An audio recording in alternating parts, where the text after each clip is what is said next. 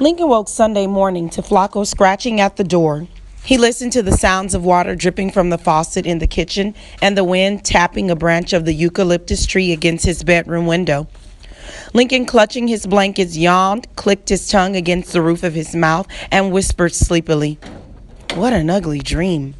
In his dream, a black bear had tracked him through miles of slippery snow and pinned him to a tree, where the bear licked a raw wound on Lincoln's leg. Lincoln rolled over to the cool side of his pillow. He thought of Tony. He shouldn't have jumped on his buddy like he did. It wasn't cool. After all, Tony was trying to help out. He raised his head and looked at the clock on his chest of drawers. It glowed 8:17. Slowly, Lincoln got out of bed, pulled the sweater over his pajama top, and walked down the hallway into the kitchen where his mother, in her bathrobe, was already at the table, Sunday paper spread out in front of her. She sipped her coffee and asked, "Do you want some breakfast?" "I guess," Lincoln responded without thinking. "Well, do you or don't you?" There was an edge to her voice. She looked tired with dark circles under her eyes. Lincoln looked at his mother and asked, "What time did you get home last night?" She put down her coffee cup hard and snapped, "Let's get one thing straight. I'm the parent, you're the child. I give the orders and you take them. Ay, muchacho, I'm not one of your punky friends." "My friends aren't punks. They're punks. Y tú te estás portando ahorita como uno de ellos. You're acting like one yourself." Lincoln didn't feel like arguing. He was still sleepy and cold. He got up and went to the front door to let in Flacco, who had begun to whine and scratch at the screen door. "Yeah, I'd like some breakfast," Lincoln said, plopping back into his chair. "Yeah? Is that a way to ask? Punks sound like that." His mother folded the newspaper and went to open the refrigerator. "Ven acá pronto." Lincoln sighed, rose slowly, and went to the refrigerator with Flacco following. "I bring home esto y esto y esto." She pointed to ham, milk, eggs, and beans. "Ahora dime tú qué traes a casa. Tell me, what do you bring home?"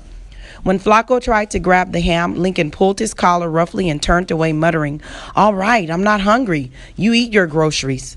"Don't you talk to me like that," she yelled, slamming the refrigerator door. "¿Y quién te piensa que eres? Who do you think you are?" Why do people keep asking me that? Lincoln wondered. First Coach Yacetis, now Mom. He walked down the hallway with Flacco limping at his side. "It's one of those mornings," he said to himself as he closed the bedroom door and climbed back into bed. Flacco circled a pile of clothes, yawned, and then settled on top of them. Paws pressed together and eyes turned sadly on the bulky outline of Lincoln under the blankets. Lincoln lay in bed with blankets over his head. He breathed in the warmth. He wondered what Tony was doing. He was probably in bed, his face buried in his pillow, or perhaps he was getting ready to go to church. Lincoln winced at the thought of how he had treated his old buddy. He pushed his friend out of his mind. Behind closed eyes, Lincoln pictured the bear, its teeth yellow as candle flames, viciously licking his wound. What a weird dream, he thought, and went back to sleep. When he woke, the house was silent. His mother was gone to Sunday Mass, Lincoln figured. His alarm clock glowed 12:15, and a winter wind was still beating branches against the window. Lincoln stretched and let out a loud yawn, which stirred Flacco, who in turn stretched and yawned, his tongue arching up and down. Lincoln wandered into the kitchen. He looked in the refrigerator but closed it when he remembered that these were his mother's groceries, not his. He drank a tall glass of water, dressed in his sweats, ran a comb through his hair, and left the house. He and Flacco took a walk up his street, which was quiet and empty as an abandoned bird's nest. He wasn't going to meet Monica at Cornell Elementary until 3 o'clock. Lincoln tossed a stick and Flacco hobbled after it, his dirty bandage picking up more dirt. Lincoln tossed a rock at a flood of pigeons cooing on a lawn, and they broke skyward. Lincoln stopped in front of James's house and called out, "Holmes! Holmes! You home?" After a while, James came out, rubbing his hands together and complaining, "Man, it's cold. It's gonna rain." They both looked up beyond the network of trees that lined their street. The sky was gray, hard as stone. "What's going on?" James asked. "Jogging? On my hurt foot?" "No, just walking, Flacco. Or maybe it's the other way around." Lincoln wanted to tell him about the argument with his mother, but he decided to keep it to himself. "Why don't you come in for a sec?" James offered. "My parents just got back from church. They're cutting me some chow." Honest to goodness venison. What's venison? Lincoln asked. Deer meat. Lincoln shrugged his shoulders at Flacco and said, Never had that before. He looked down at Flacco. Keep cool outside, Flacco. I'll be back. Flacco rolled his tongue around his mouth, beat his tail against the grass, and lay on a pile of leaves. Lincoln followed James into the house, which was warm and filled with the smells of bread and meat. An aquarium bubbled on a coffee table. Aretha Franklin's Respect was playing on the radio in a far room. Mom, Daddy-O, James called. He said to Lincoln, he likes Daddy-O. He thinks he's a hippie. James called again, Daddy-O, I want you to meet a friend, a real ace. As they walked to the dining room, Lincoln could hear the clack of dishes and the scrape of chairs. Mr. Keller was letting out a ho-ho laugh. Lincoln's nostrils pulled in the terrific smells of food. James whispered, We like to grub on Sundays. Actually, any day. Eating is their sport.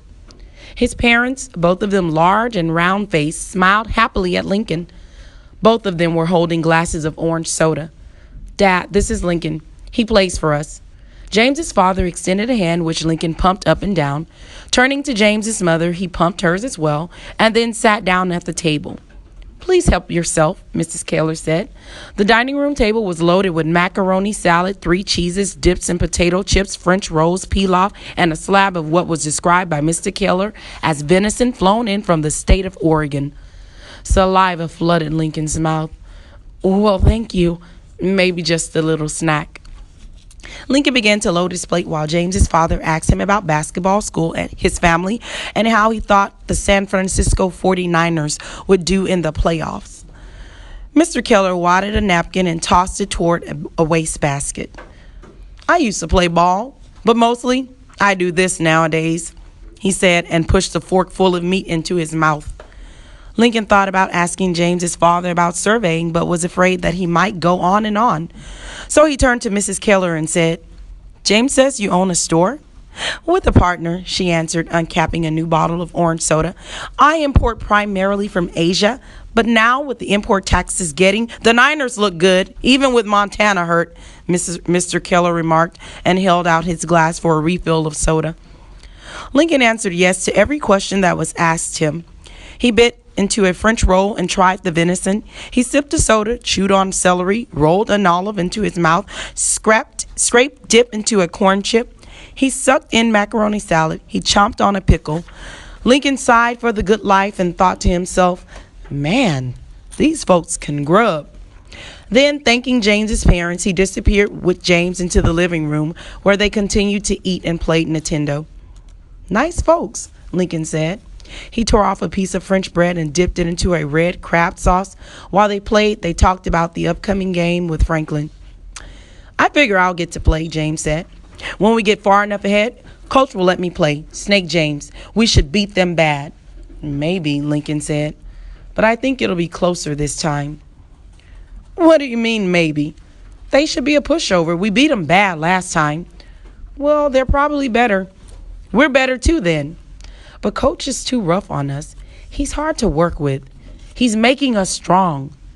You don't coach by calling players names. And sometimes I don't think he knows what he's doing. His plays are stupid. Wait until we run up against a black team. You'll see. Lincoln pushed his plate aside, patting his stomach. You know, it's my old school. They were holding back last time. Remember, it wasn't a league match. Why bring out the big guns when it don't count? James worked the Nintendo controls frantically, his little man bouncing over blocks and enemies. Windows of TV light were reflecting in his eyes, which were large and worried because he was about to lose. Oh man, I messed up. The suckers got me. He threw the controls aside. Lincoln started a new game, and his little man's life was rubbed out within a minute. I'm no good, Holmes. Mom won't let me have Nintendo because she says it's violent. Do I look violent, Holmes? He contorted his face into dark lines and punched James in the arm, hard. James, play acting, rolled onto the floor and snickered. You're a problem, child. You need counseling. That's good, James. Lincoln laughed as he rose to his feet. I have to go. He wanted to tell James about seeing Monica later, but he decided against it. It wasn't any of James's business. Let me show you something before you leave, James said. He led Lincoln down the hallway to his bedroom, which was neat and smelled of pine needles. A single trophy stood on a shelf, and a faded second place ribbon for swimming hung on the wall. His shoes were paired and facing the wall. James went into his closet and brought out a boomerang. It was nearly 3 feet long, lacquered, and hard as bone. "It's bad," Lincoln said. "You ever use it?" "Sometimes. I hit a squirrel with it once." "Did it die?" "I don't know. It climbed a tree halfway, dropped, and ran real funny into the bushes." Lincoln turned the boomerang over in his hands, admiring its clean and hard angle.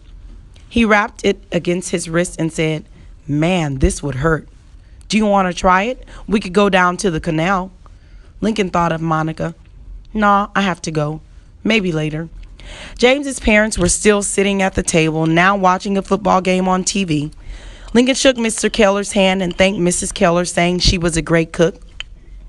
"We'll be at the game Tuesday," Mr. Keller said as he walked Lincoln to the door. "James said he's going to play." Lincoln looked at James. "Maybe." "I'll play," James said. "Coach said so." They stood in the doorway, inviting him to come back again. Lincoln waved, and about halfway down the block, he bent to pull a leaf from Flacco's collar. Flacco smelled food on Lincoln's breath and licked his face, partly for love, but mostly for the taste of meat.